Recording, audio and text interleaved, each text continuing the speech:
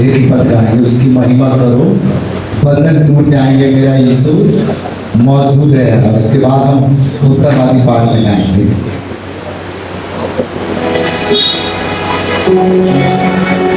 उसकी महिमा करो, बंधन टूट जाएंगे, मेरा यीशु मौजूद है यहाँ। तेरे बिगड़े हुए काम बन जाएंगे, मेरा यीशु मौजूद है यहाँ। वो मौजूद है यहाँ, वो मौजूद है यहाँ, वो मौजूद है यहाँ, वो मौजूद है यहाँ। उसकी महिमा करो, बंधन टूट जाएंगे, मेरा यीशु मौजूद है यहाँ।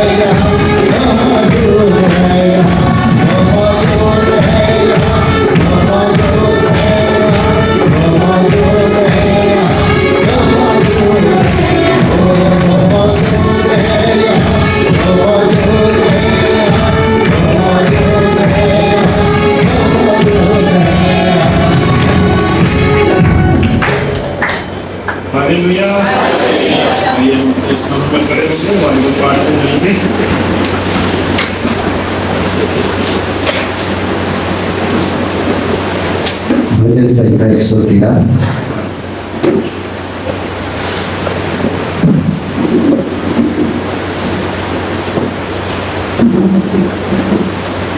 एक आयत से लेके भजन संहिता 113 एक आयत से लेके अंतिम आयत तक।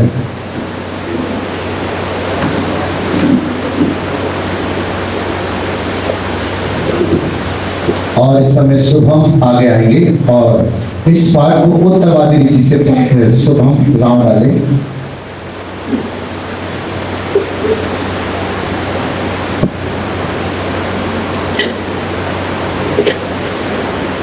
यहोवा की स्तुति करो, हे यहोवा के दासों स्तुति करो, यहोवा के नाम की स्तुति करो। यहोवा का नाम अब से लेकर सर्वदा तक धन्य कहा जाए।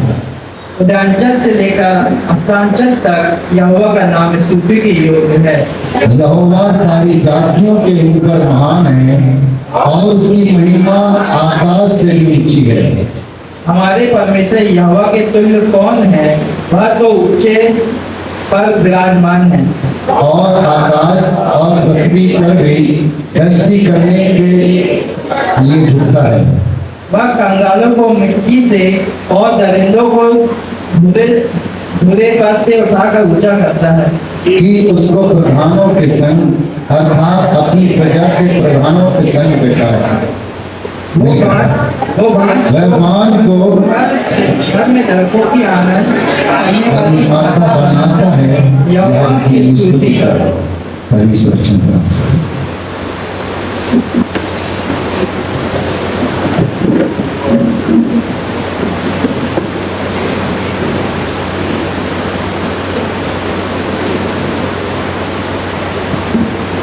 वन जीवन सुबह हो शाम लेना प्रभु का नाम कहते जाना तुम बोला है कहते जाना कई प्रचारक जब यहाँ से हालेलुया बोलते हैं तो कई लोग मोहन चुप रहते हाथ में नहीं उठते। जब आपके और मेरी भी गिनती जब आपके मेरे हाथ यहाँ नहीं उठते तो वहाँ कैसे उठेंगे? आपको मालूम केवल वहाँ केवल हालेलुया होसन्ना के नारे ही चलते हैं। अगर बाइबल में नहीं पढ़ा है तो घर में प्रकाशित वाक्य जाके पढ़ लेना। वहाँ केवल होसन्ना के नारे और हालेलुया ही चल रहा है, उन्हीं पे एंट्री है। लेकिन उसके पहले हमारे जीवनों का उद्धार है, उसके बाद एंट्री है। और जब एंट्री होगी तो जो यहाँ सीख रहे वो वहाँ करेंगे। यस नो धीरे से आवाज आ रही है। घर में लड़ने को बोलते तो इतनी जम के लड़ेंगे, पड़ोसी से झगड़ा हो जाए तो बहुत जम के लड़ेंगे। और जब यहाँ और शैतान से लड़ने की बारी आए तो धीरे हो जाएंगे, तब शैतान हावी हो जाता है और उसको चिल्ला दो भाग जाएगा। चिल्ला दो तो क्या हो जाएगा पटेल साहब? भाग जाएगा। और जब वो भाग जाएगा तो दोबारा आएगा। एक बहुत अच्छा वीडियो किसी ने डाला था शैतान का, मुझे याद नहीं आ रहा, बहुत बढ़िया शैतान का वीडियो डाला।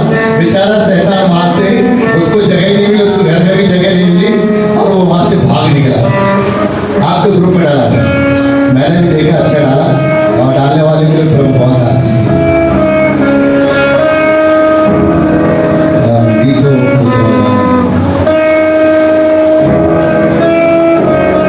राही चलता जा वन टू वन।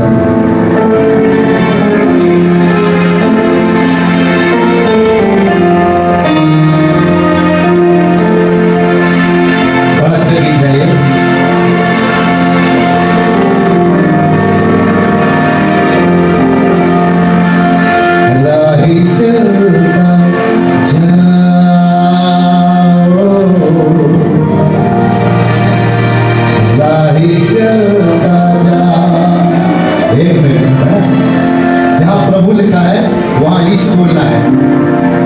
जहाँ प्रभु लिखा है वहाँ यीशु बोलना है। प्रभु तो बहुत सारे प्रभु प्रभु है, लेकिन जब यीशु का नाम आता है तब सारे काम बनना चालू हो जाते हैं। चलता जा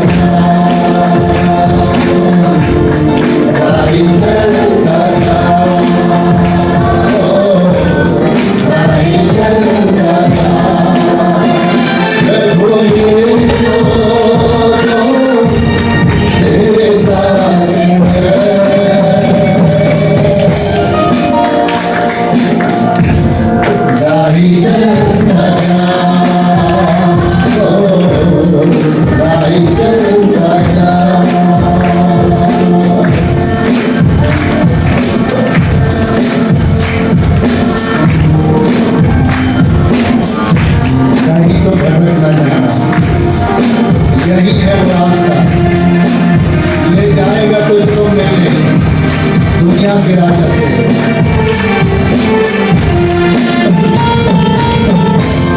कहीं तुम भटकी ना जाना, यही है वो रास्ता, ले जाएगा तुझको मिलने दुनिया के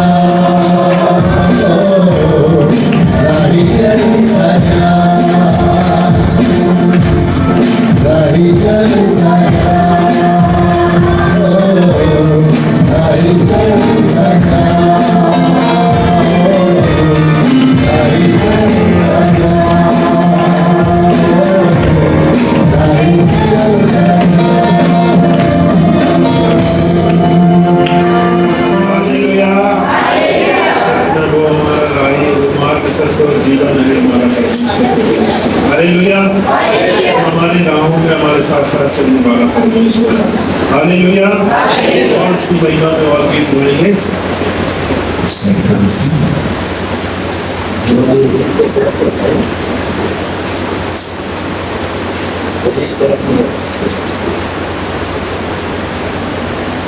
आनंद नहीं आया। कल ही रात में हम लोग की चर्चा चल रही थी, उसको सेट कर रहे थे। कम से कम दो तीन ऑपरेटर हो जो इसको ऑपरेट कर सकें। बड़े बड़े कन्वेंशन में 3 ऑपरेटर बैठते हैं, कहीं कहीं 4 बैठ जाते हैं, केवल मिक्सर को सेट करने के लिए। कौन ऊंचा हो रहा, कौन नीचा हो रहा। Hallelujah, hallelujah. हम अपने स्थान पे खड़े हो जाएं, आंखें बंद करके 2 मिनट हम उसको धन्यवाद। अगर किसी के हाथ में गुटखा है, पान है, बीड़ी है, सिगरेट है ना? हाँ, ये हिदायत में कई महीनों से सालों सोच रहा था। किसी के पान, बीड़ी, सिगरेट, तंबाकू, गुटखा या माचिस जेब में भी है तो उसको आशीष यहाँ से मिलने वाली नहीं है, ध्यान रखिए। अगर है तो अभी जाके बाहर फेंक सकते हैं। सो अपने स्थान पर खड़े हो जाएं। किसी के जेब में पान, सब आंखें बंद रखे रहेंगे, और आप जब आंख बंद करें तो किसी के पान, बीड़ी, सिगरेट, गुटखा, तंबाकू या माचिस भी है तो यहाँ से अलग कर दें, नहीं तो आप जिस उद्देश्य को लेकर आए वो उद्देश्य आपका सफल नहीं होगा। आंखें बंद करें, अपने सरों को झुकाएं और 2 मिनट धन्यवाद दें। उसके बाद हम बस में चलेंगे।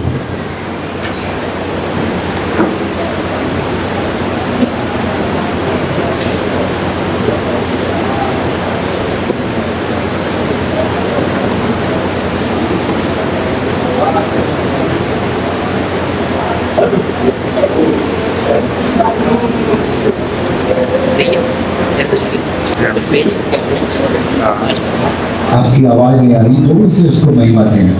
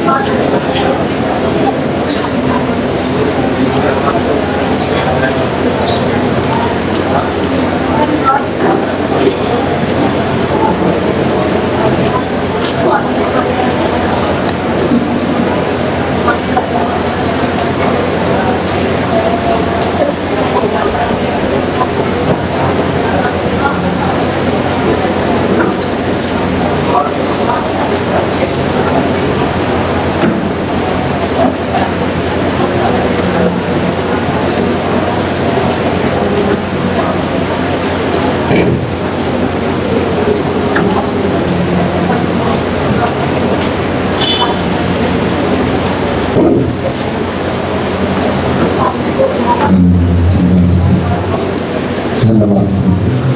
पवित्र आत्मा आपका धन्यवाद, पवित्र आत्मा आपका धन्यवाद। आपका स्वागत करते, आपकी महिमा करते हैं, आपकी महिमा करते प्रभु, आपकी चर्चा करते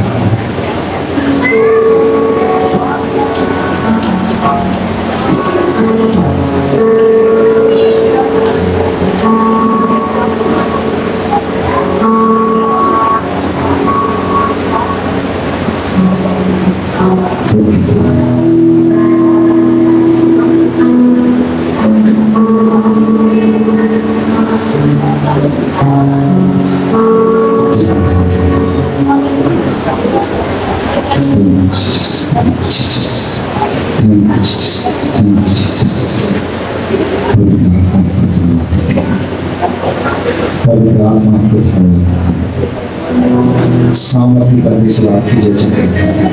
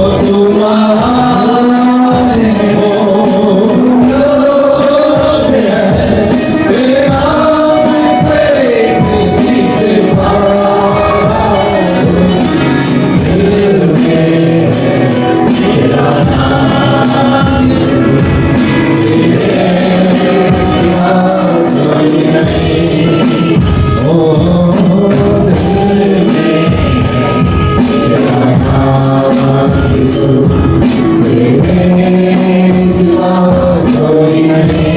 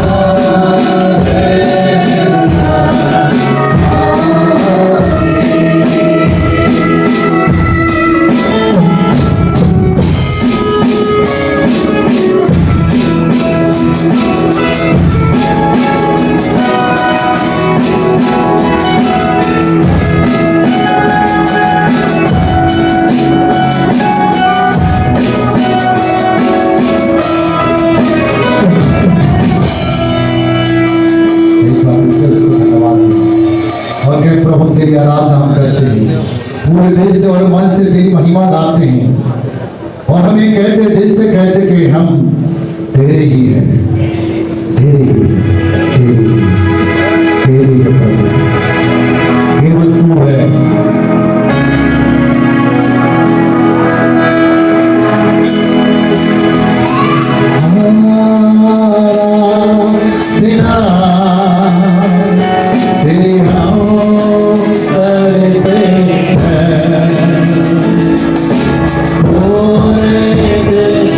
और मन से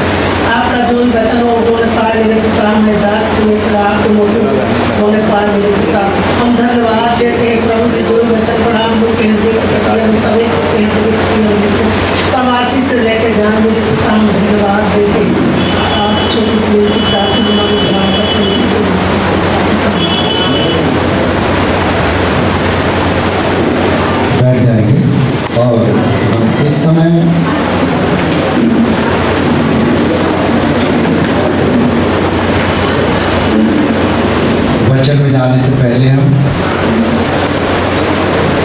थोड़ी देर प्रभु को धन्यवाद दें, हाथों को ताली बजाकर। मैं फिर निवेदन कर रहा हूँ, पीछे बैठे हैं वो आगे बढ़ें। जो कुर्सियाँ आगे की खाली है,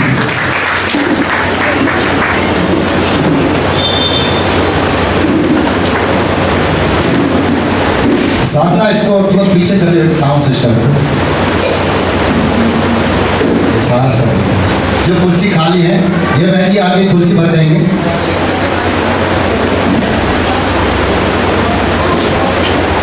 अगर आपके बाजू में कोई कुर्सी खाली तो बैठा सकते हैं, और ताली जैसे बजने चाहिए नहीं बज पाई है। आगे और भी कुर्सियाँ खाली है,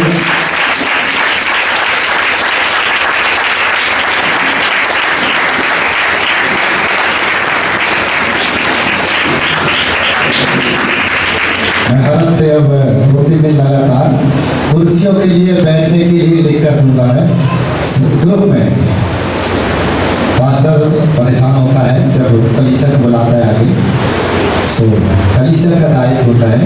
दोनों भैया वही चिल्लाओ, वही कुछ बोलो, हमें जहाँ बैठना है बैठते रहेंगे।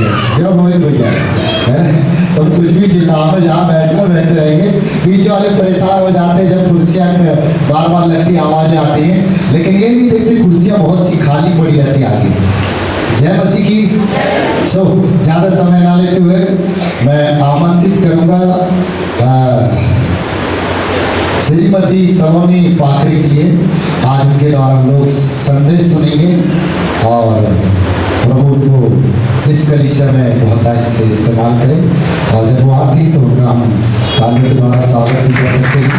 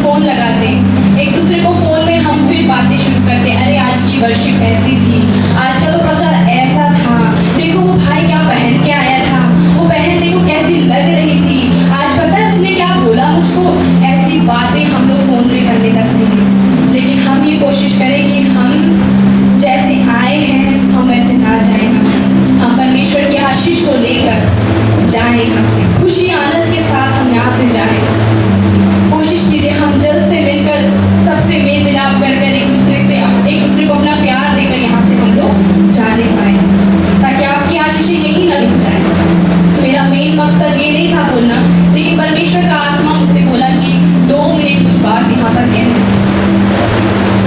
तो आइए हम निकालेंगे तिमोथियों की पुस्तक निकालेंगे, दूसरा तिमोथियों 3 का 1 और 2।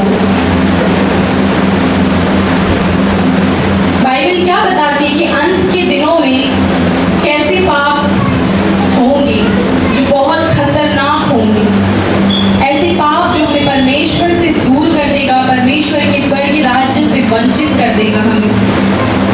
किसी को मिल गया तो जोर से पढ़े, दूसरा तिमोथियों उसका 3 का 1 और 2। पर यह स्मरण रख कि अंतिम दिनों में कठिन समय आएंगे, क्योंकि मनुष्य स्वार्थी, लोभी, धीरमार, अभिमानी, निंदक, माता पिता की आज्ञा टालने वाले,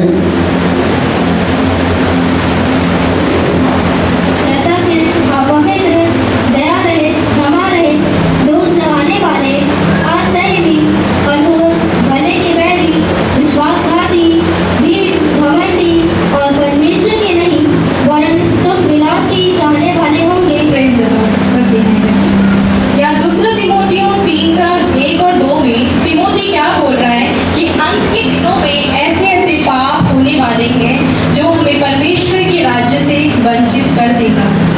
सबसे पहली पाप के विषय में बाइबल बताती है कि लोग स्वार्थी हो जाएंगे, लोग सेल्फिश हो जाएंगे। और आज हम देख रहे हैं कि प्रत्येक के मन में एक सेल्फिश नेचर है, एक स्वार्थी नेचर है हर एक के मन में।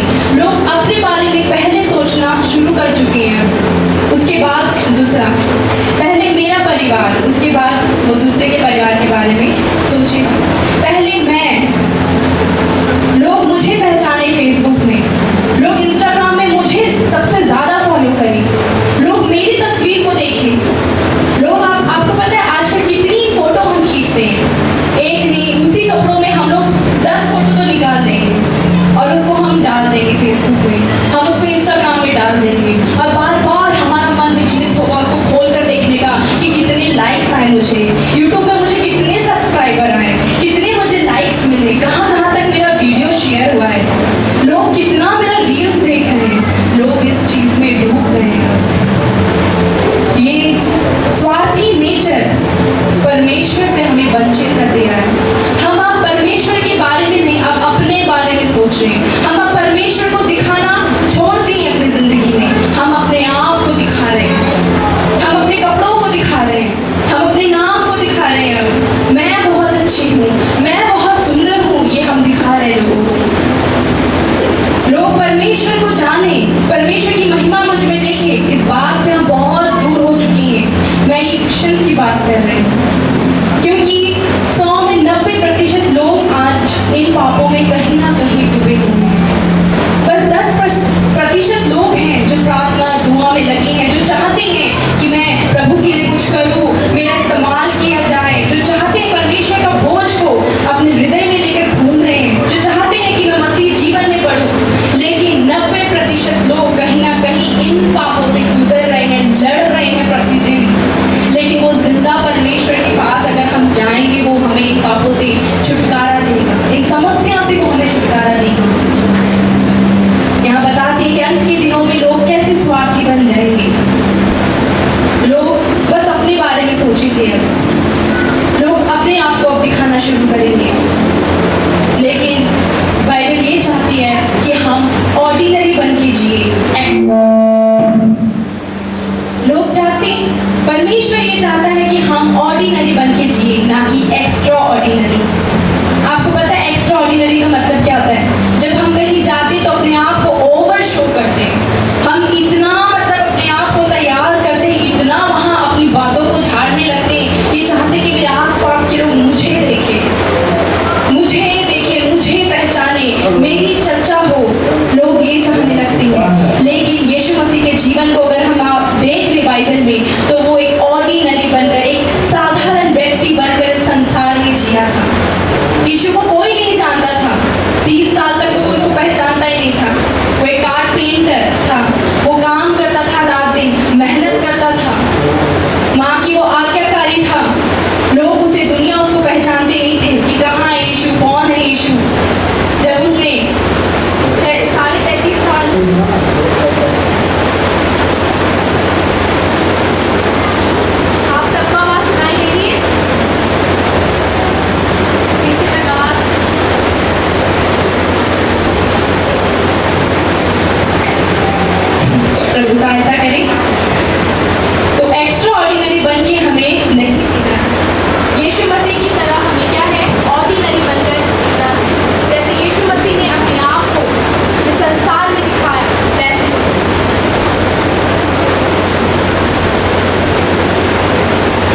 हालेलुया।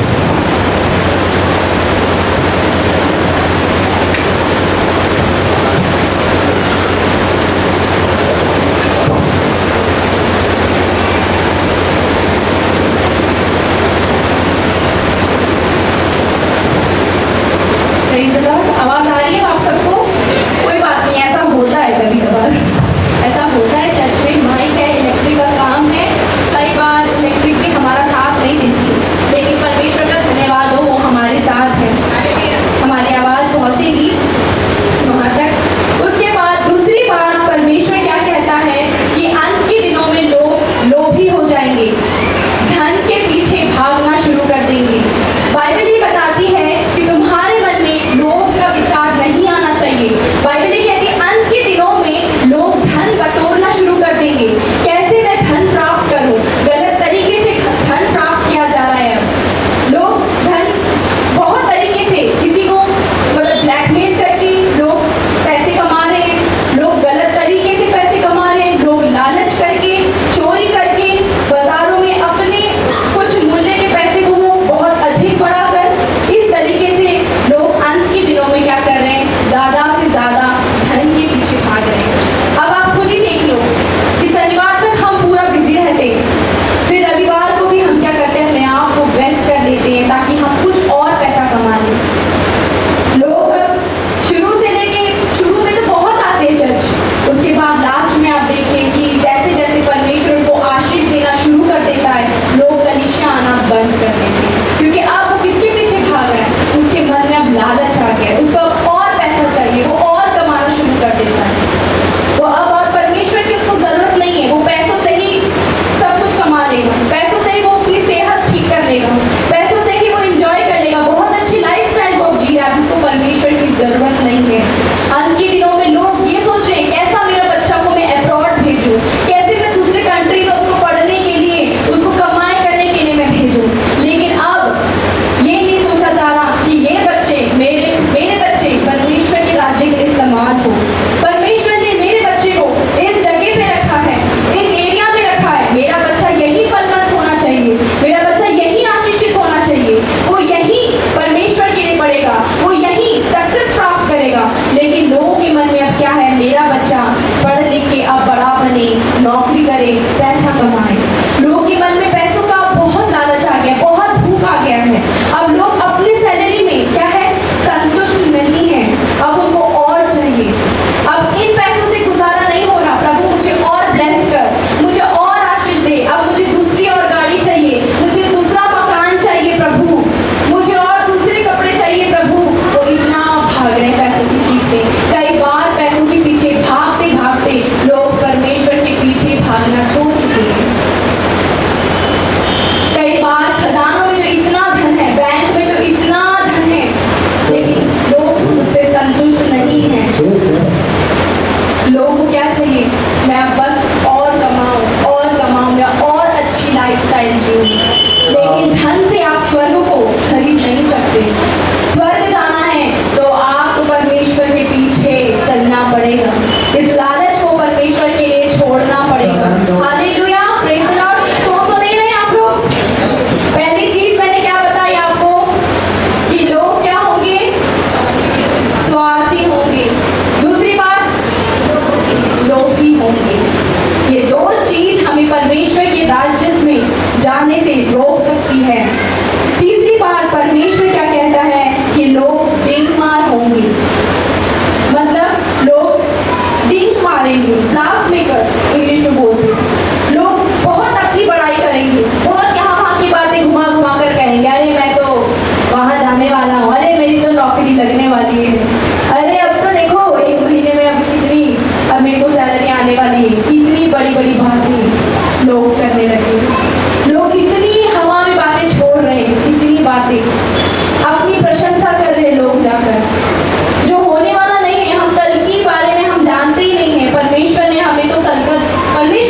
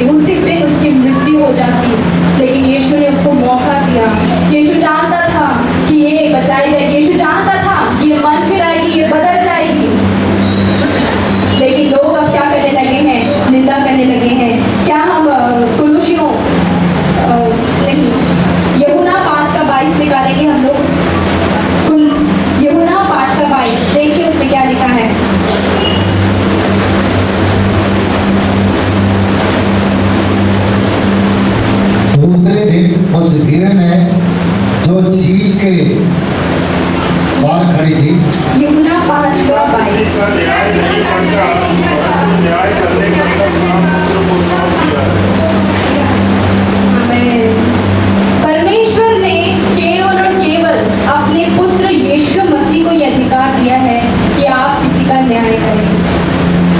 लेकिन आज हम क्या कहते हैं, हम तो उसकी संतान हैं, हम उसके बेटे बेटियां हैं, हमारा भी अधिकार है हम एक दूसरे की न्याय करें। हम भी इस पद में आ गए हैं कि हम भी न्याय करेंगे। अब हम भी जज बन के बैठ गए हैं। लेकिन परमेश्वर क्या चाहता है कि आप इस पोस्ट को छोड़ दें। बहुत समय हमने बहुत इंजॉय कर लिया इस पोस्ट में बैठकर, इस चेयर में बैठकर, जज बनकर, लेकिन परमेश्वर चाहता है आप वहाँ से उतर जाइए। न्याय करना केवल यीशु मसीह का काम है। केवल यीशु ही है जो हमारा न्याय करेगा। हम सबका लेखा केवल यीशु ही लेगा। हम एक दूसरे की क्या है चिंता करें तो केवल क्या करें, उसके लिए आप प्रार्थना करें। अगर आप किसी को कमी में देखते हैं, किसी की निर्बलताओं में देखते हैं, तो हम उसके लिए क्या करें, उतना समय प्रार्थना करें। एक क्वालिटी से आप लोगों को जान लोगे। अगर आप किसी को देखोगे बार बार किसी के बारे में निंदा कर रहे हैं, तो समझ जाना वो वही व्यक्ति उस व्यक्ति के बारे में लिए ज्यादा प्रार्थना नहीं करता। उस व्यक्ति के लिए वो इतना समय धुआं में नहीं व्यतीत करता, पर रात दिन उसके बारे में वो बातें करता है।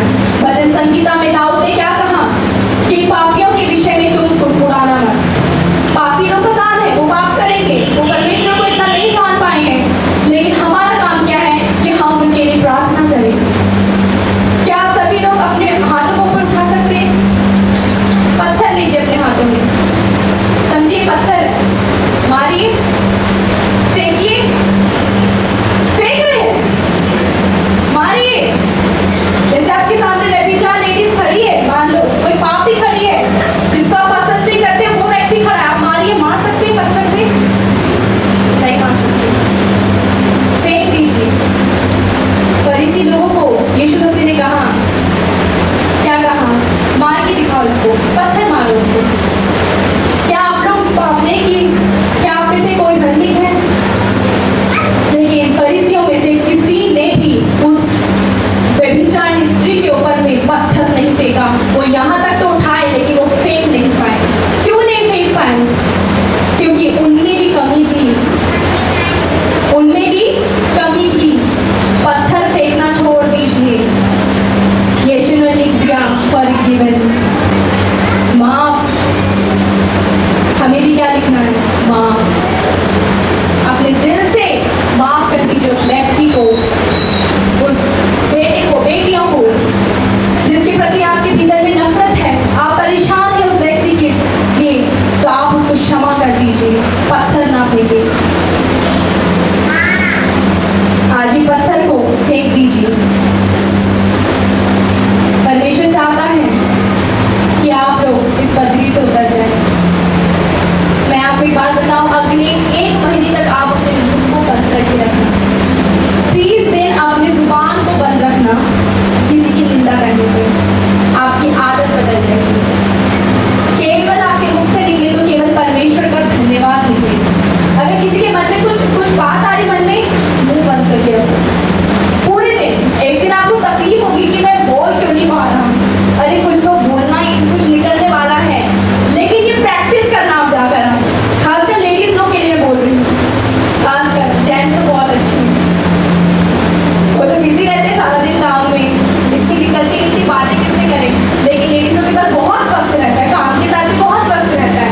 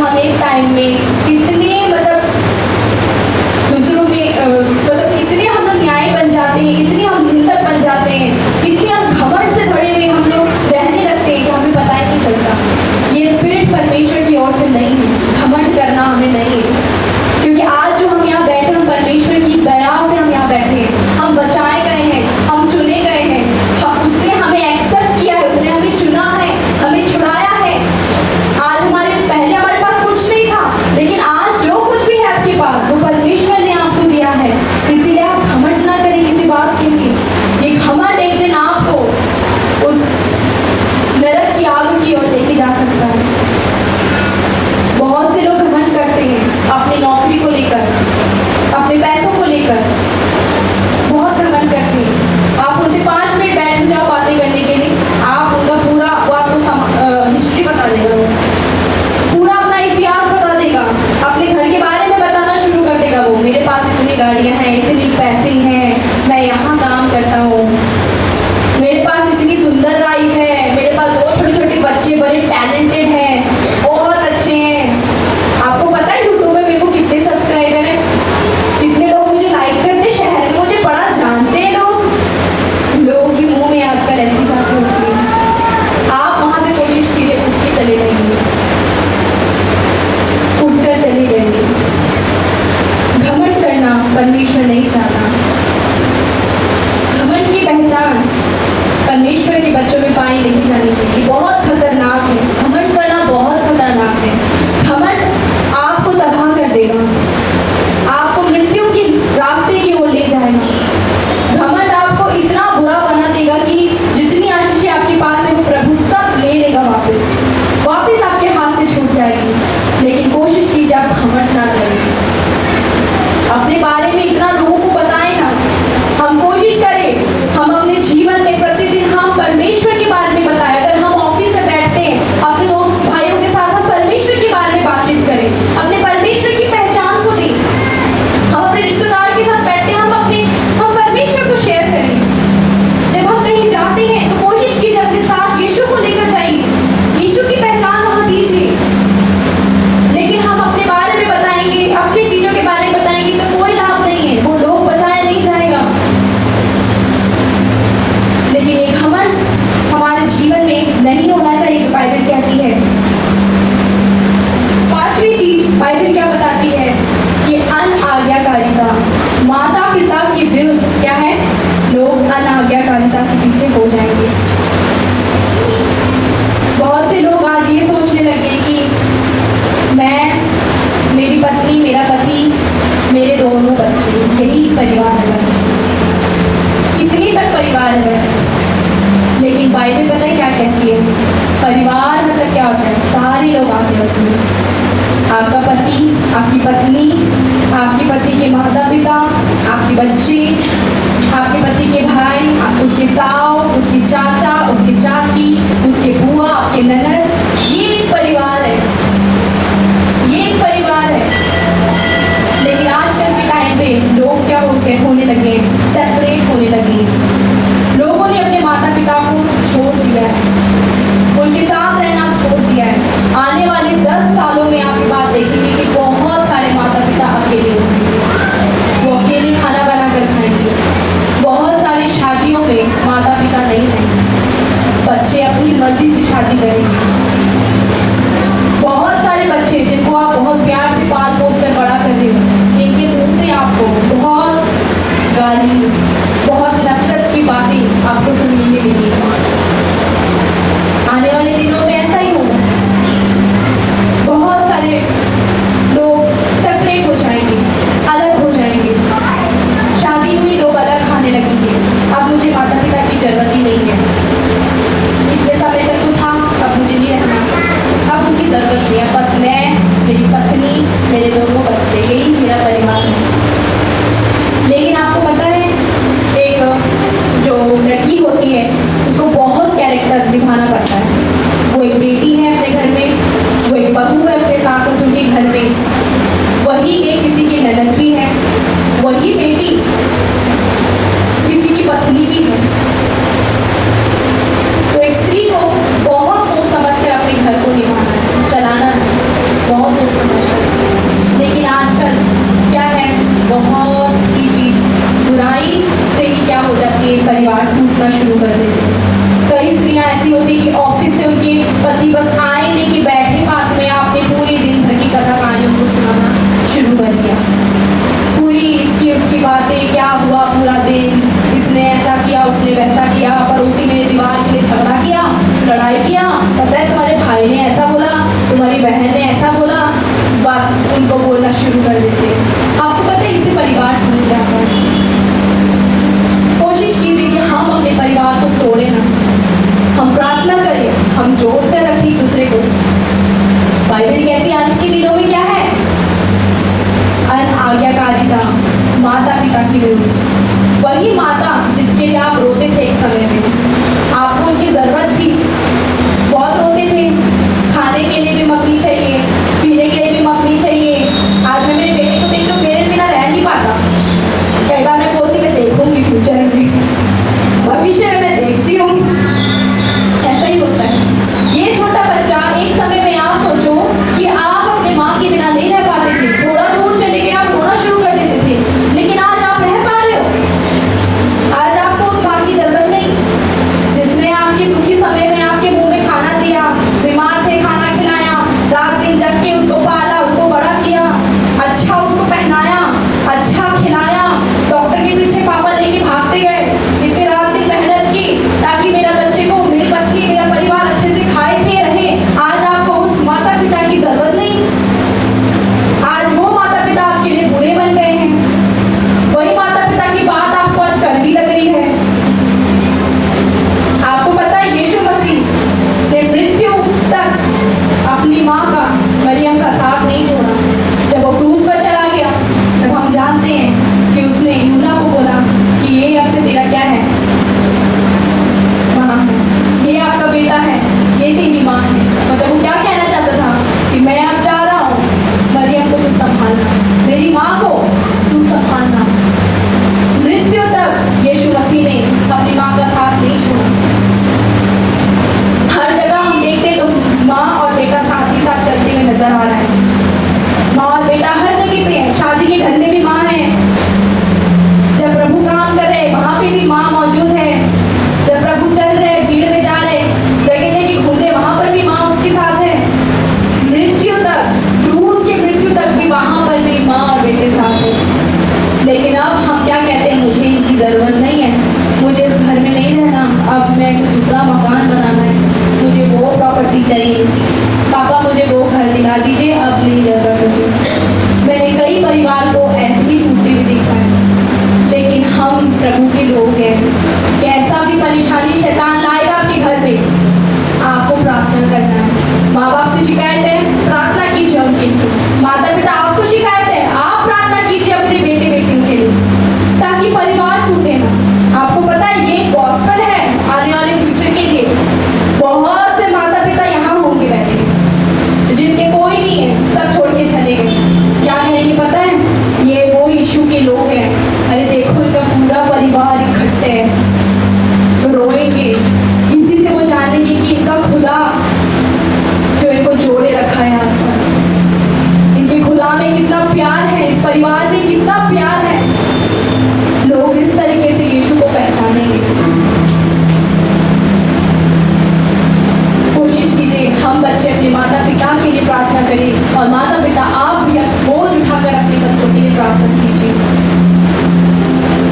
उपवास करके प्रार्थना कीजिए।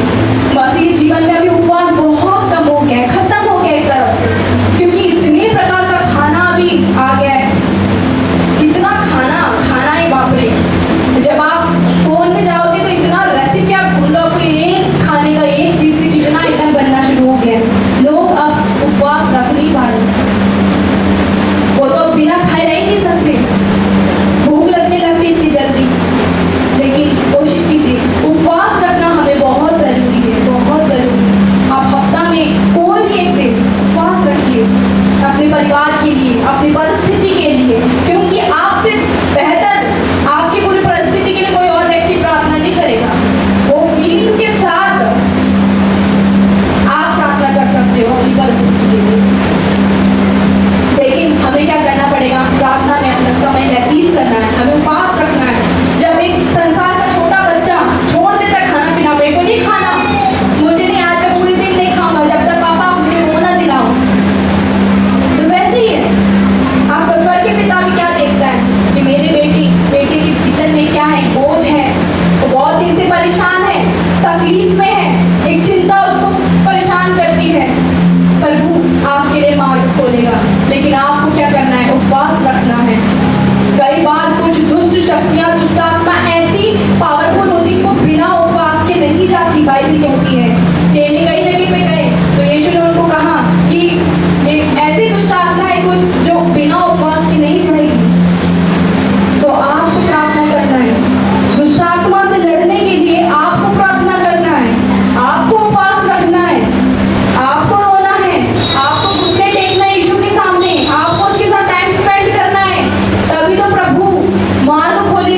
तभी सब कुछ अच्छा होगा। कोशिश कीजिए हमारे भी घर में उपवास प्रार्थना हो, हर एक के जीवन में, हर एक। मैं जेंट्स से भी बात करती हूँ क्योंकि अधिकतर लेडीज लोग भी प्रार्थना उपवास रखती है, अधिकतर लेडीज लोग भी अपने घर के लिए उपवास रखते हैं, लेकिन कोशिश कीजिए जेंट्स आप लोग भी उपवास रखिए, प्रार्थना कीजिए। अगर कोई विषय है नहीं तो ये उपवास रखिए कि प्रभु मैं आपके और बढ़ना चाहती हूँ।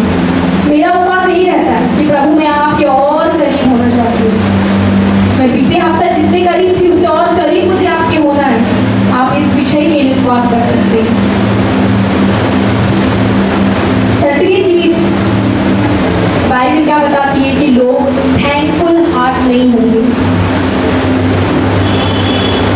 पहली अनाज्ञाकारिता के विषय में पहले आप निकाल दीजिए बाइबल ताकि सबको अच्छे समझ में आए।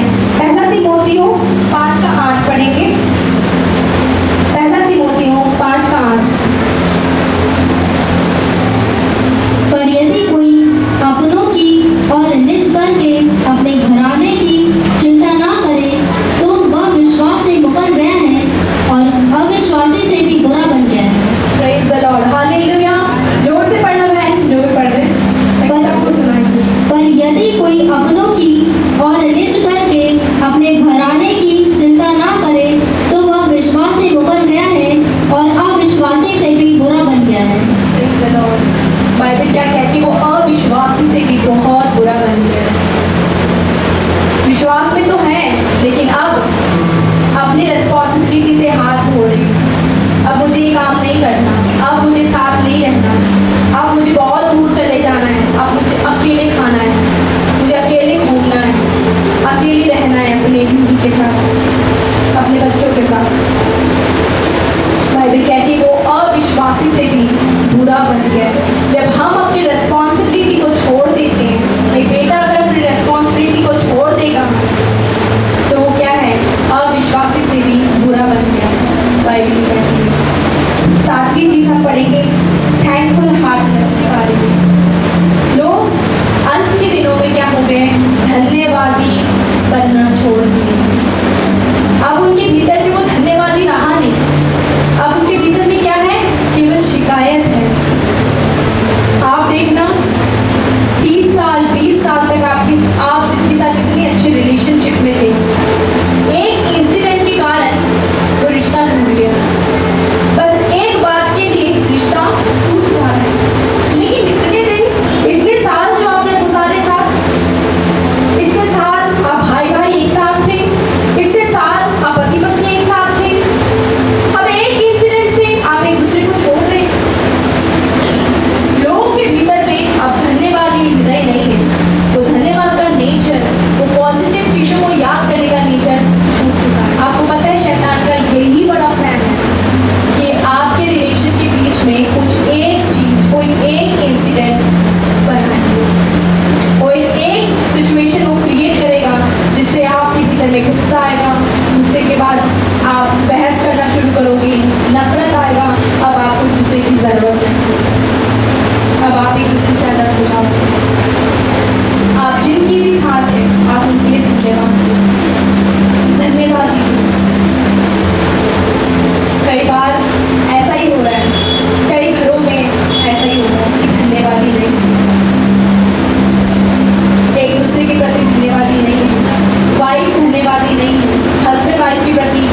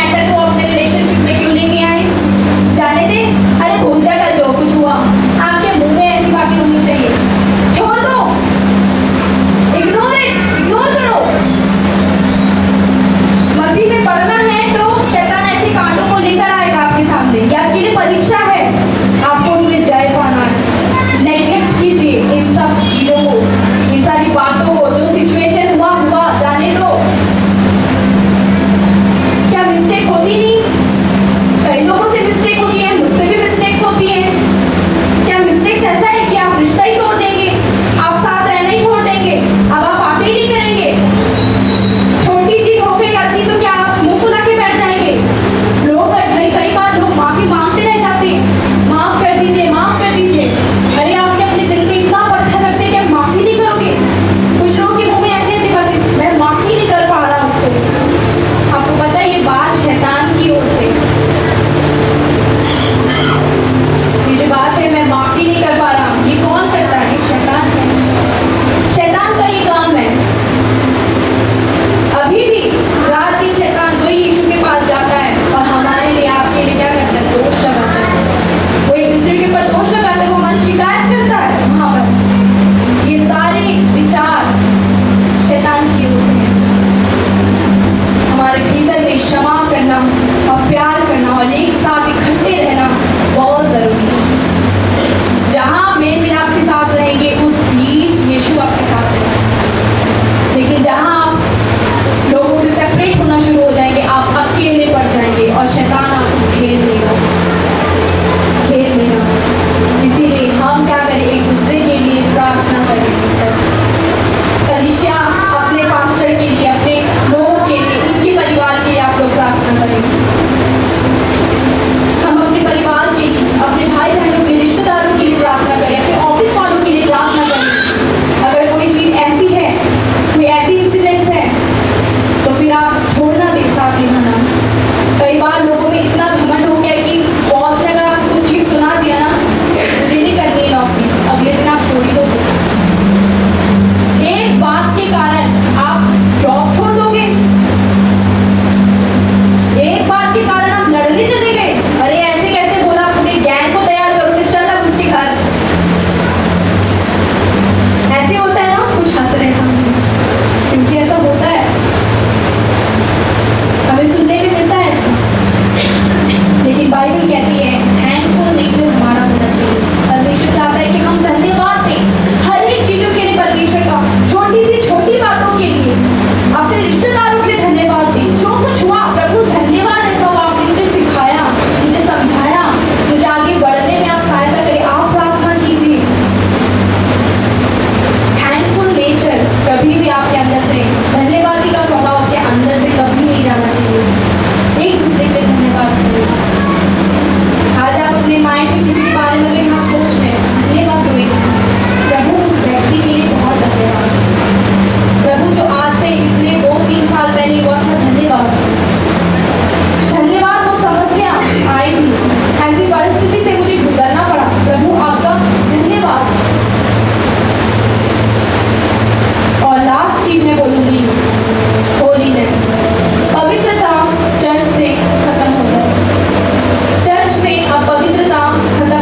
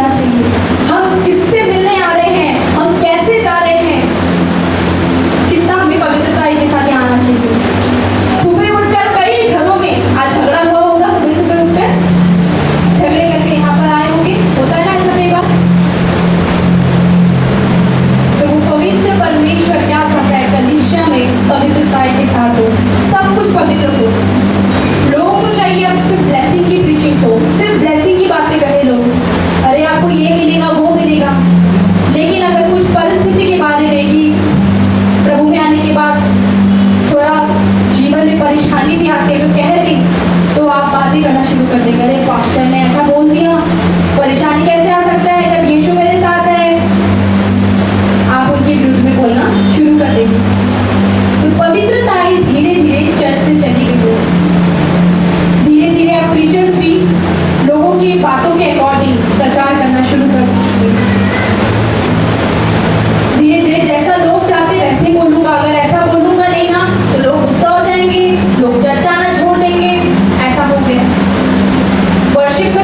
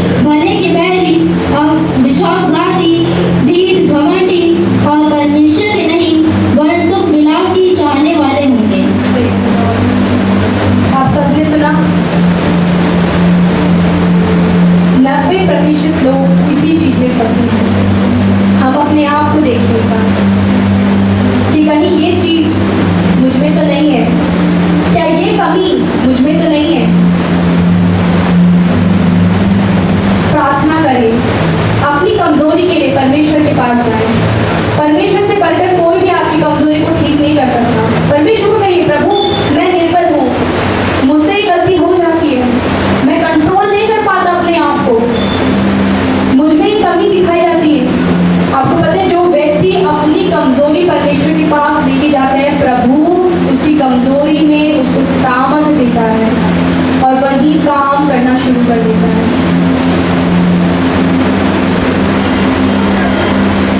प्रभु के पास जाइए अपनी कमजोरी को लेकर। अंत के दिनों में बाइबल ये कहती है, लोग स्वार्थी होंगे, लालच करेंगे, लोग पैसों के पीछे डींग मारेंगे, बड़ी बड़ी बातें करेंगे, अभिमानी हो जाएंगे, घमंडी हो जाएंगे, लोग माता पिता की आज्ञा को नहीं मानेंगे, लोग बड़ों की आज्ञा को नहीं मानेंगे, बुजुर्गों की आज्ञाकारी नहीं होंगे। आपको पता है ये नेचर है। अगर आपके घर में कोई बुजुर्ग धूप से आ रहा है ना, आपको अपने चेयर से उठकर, अपने बेड से उठकर खड़े हो जाना चाहिए।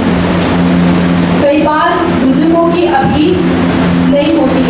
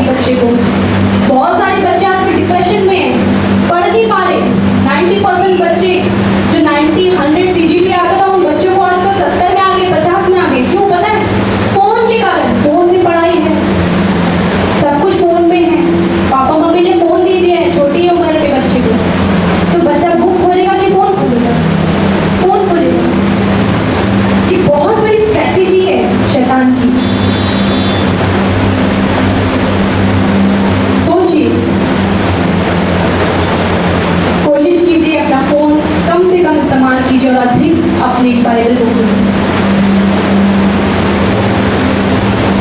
प्रभु के वचन से आप सभी को आशीष दे।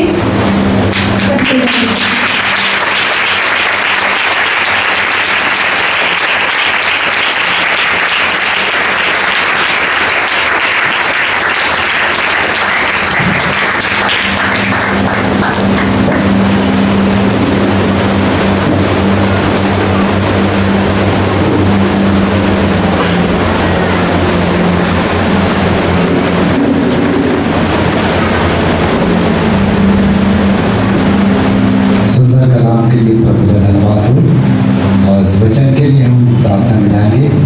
हमारी बहन गुप्ता मैडम है, वो आएंगी और बेटी के लिए सभी के लिए जो आज वचन बोला गया है, सुना गया है, तो बहन आगे आएंगी और बेटी के लिए और सभी के लिए आज वचन के लिए धन्यवाद की प्रार्थना करेंगे। सब अपने स्थान पर खड़े हो जाएं।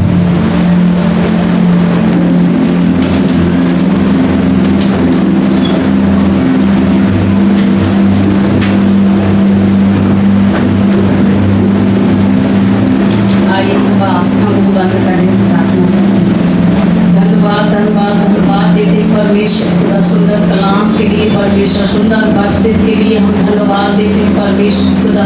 उस बेटी को इतना आशीष दिया परमेश्वर, और तेरे वचन दी सुराज हमारे जीवनों को, मनों को, आत्मा प्राण को बदल दे परमेश्वर खुदा। अपने माता पिता का आदर करे जो वचन में लिखा है परमेश्वर खुदा। अपने कलीसिया के अधीन रहे परमेश्वर, अपने पास्टर के अधीन हर एक कोई रहे परमेश्वर खुदा। और सबसे ज्यादा परमेश्वर तेरे वचन को ध्यान दे कि वचन में क्या लिखा है और हमें कैसे चाल चलना है परमेश्वर खुदा। निर्बुद्धियों की नाई नहीं परमेश्वर, हमें बुद्धिमानों की नाई चलना है पिता। हम धन्यवाद देते हैं उस बेटी को इतना आशीष दे, उस बेटा को, इनके मतलब बेटा को और बेटी दोनों को परमेश्वर इतना इस्तेमाल कर रहा है परमेश्वर। हम धन्यवाद और धन्यवाद और धन्यवाद देते। मैं चाहती परमेश्वर, मैं नहीं परमेश्वर चाहता है कि हर एक कलीसिया के लोग इतना ऐसे दोधारी तलवार के नहीं बिल्कुल चोखे और पेने हो जाए परमेश्वर। उनको जो वचन आज बोला गया है हर एक के गूदे गूदे को काटे और छाटे परमेश्वर खुदा। मैं पढ़ी लिखी नहीं हूँ, बाइबल नहीं पढ़ती परमेश्वर ईश्वर राजा, लेकिन परमेश्वर मेरे अंदर भी जो भी गड़बड़ी है, कमी है परमेश्वर, आप ईश्वर राजा हमें ठीक करिए पिता। हम दिन रात आपके वचन में बिल्कुल चलते रहें पिता, और हम प्रार्थना में लगे रहें पिता से अपने परमेश्वर से, अपने बनाने वाले को, अपने जो परमेश्वर माँ के गर्भ में से हमें चुना है परमेश्वर खुदा। यीशु हम दिन रात तेरी आराम से चरणों में बैठ कर और यीशु हम आपसे पूछे, हमारी गलतियों को बताए, हमारे गुनाहों को बताए, हर एक के गुनाहों पापों को प्रभु तू क्षमा करना, और बेटी और उसके पति को बहुत ब्लेस करना परमेश्वर खुदा। यीशु मनीषा बहन को भी परमेश्वर खुदा कि जैसे बहू और बेटा या सब परमेश्वर ने दिया है परमेश्वर, वो मनीषा बहन को भी हम धन्यवाद और धन्यवाद और धन्यवाद देते हैं पिता। हम अपने पास्टर के लिए भी प्रार्थना करते हैं, उनके भी चारों बच्चा परमेश्वर तेरे वचन में, वो वचन में, वो वचन में उनको बहू भी इतना पवित्र आत्मा से भर जाए, वचन से भर जाए प्रभु। मेरे बोलने में गलती हो प्रभु, मुझे क्षमा करना पिता, मुझे क्षमा कर, हर बात के लिए क्षमा मांगती हूँ पिता। छोटी सी विनती प्रार्थना उद्धार करता यीशु के नाम से मांगते हैं, आमीन आमीन। बच्चे बाद में जाएंगे, 2 मिनट बैठ जाएंगे। छोटी सी बात करके समाप्त करूंगा। और इससे प्रभु भोज की तैयारी के लिए बेटी चांदनी तैयार है। जब प्रभु भोज होता है उसके लिए पहले हम चांदनी के द्वारा प्रार्थना, छोटी सी बात करके समाप्त करूंगा। जैसे बहन मनीषा बहन ने कहा ये संदेश कौन सा रहेगा, तो मैंने संदेश जो प्रभु चाहता वो संदेश। मैंने कभी किसी प्रचारक को नहीं बोला कि इस विषय में आप प्रचार करना है। जितने भी प्रचारक आते हैं, कोई प्रचारक में कभी किसी को बोलता नहीं, पवित्र आत्मा जो गाइड करे वो प्रचार करे। सो धन्यवाद दे बेटी सलोनी के लिए और सुंदर कलाम के लिए। चाहते हैं कि ऐसा ही सभी भाई बहन, ये मंच जो दिया जा रहा है ये मेरा नहीं है मंच, ये मंच प्रभु का है और इस मंच में सबका अधिकार है। मैं इसलिए मंच दे रहा हूँ कि मैं जहाँ था मुझे मंच नहीं मिला है। केवल बेटा तुम प्रार्थना करो, ढपली बजा दो, किनारे बैठ जाओ, प्रचार हम करें। लेकिन प्रभु के दास ने जो कमजोरियाँ देखी दूसरी जगह कि नहीं, ये मंच परमेश्वर का है, इस मंच से सभी प्रचार करें, सबका अधिकार है। पास्टर अकेला का नहीं है, सबका अधिकार है। बशर्ते वो व्यक्ति कैसा है जिसको परमेश्वर यहाँ खड़े होने के योग्य बनाते हैं, क्योंकि इस स्थान में वही लोग खड़े हो सकते हैं जो महापवित्र जो स्थान कहा गया है, वो महापवित्र स्थान में पवित्र लोगों को ही इस्तेमाल करता, सबको नहीं करेगा। अगर वो ऐसे किसी और को बुला के खड़ा कर दूं तो वो प्रचार तो कर सकता है, लेकिन अंदर से आत्मिक जीवन उसका खत्म हो जाए। सो मैं नहीं चाहूँगा कि कोई भी यहाँ पे आए, जो भी आए बड़े बोझ के साथ आए, प्रार्थना के साथ आए, और बहुत अच्छा सलोनी बेटी के लिए जैसा हमने सोचा कि बेटी प्रचार करे, उसमें पिछले बार नहीं कर पाए, लेकिन इस बार उसकी माँ ने, सास ने मौका दिया, भैया सलोनी को बिल्कुल यस। मैं तो चाहता हूँ कि हमारे यंग लोग तैयार हों और फील्ड में जाके सेवा करें। और मैं बुलाना चाहूँगा परिस्ते मैडम को, छोटी सी बात वो कहना चाहती हैं। परिस्ते मैडम है नहीं, परिस्ते मैडम है बाहर। कुछ चीज़ें हैं जो मैं भूल जाता हूँ, तो मेरा आप आएंगे आगे, और कुछ वो बोलना चाहती हैं। हालांकि हमारी कोई बात नहीं है तो वो बोले, लेकिन मेरे मन में सुबह प्रभु ने डाला कि उनसे कुछ बातें बुलवाना है, तो मैं उनको ये परिचय देना, जो बातें उनको समझ में आए बोल सकती हैं।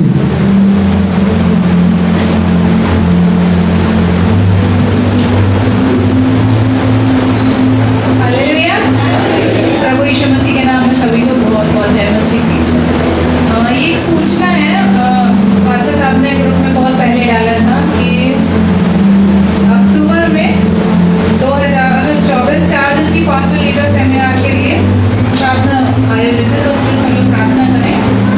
और शुक्रवार शनिवार ये उपवास प्रार्थना होती है। शुक्रवार को सुबह 9 से 11 बजे तक, और शनिवार को 2 से 4 बजे तक। शुक्रवार को हमारे बिशप साहब के घर पे, और शनिवार को हमारे आदरणीय आंटी जी के यहाँ पर होती है पार्टनर आंटी के यहाँ, तो जो जाना चाहते हैं चले जाएं। और परसवाड़ा में भी होती है 1 से 3 बजे तक के लिए। इन सब बातों के लिए सब लोग प्रार्थना करें। और जिनको कानून की शिक्षा लेना है उनके लिए फ्री में शिक्षा है, तो उसके लिए आप बिशप साहब से संपर्क कर लें कि हमें कैसे मसीह यीशु में सेवा करनी है। जो लीडर सेवा करना चाहते हैं तो हमें कानून के नियंत्रण में, दायरे में रह के सारे कामों को करना होता है, तो उसके लिए भी आप बिशप साहब से संपर्क कर लीजिएगा। और प्रभु में बढ़ने के लिए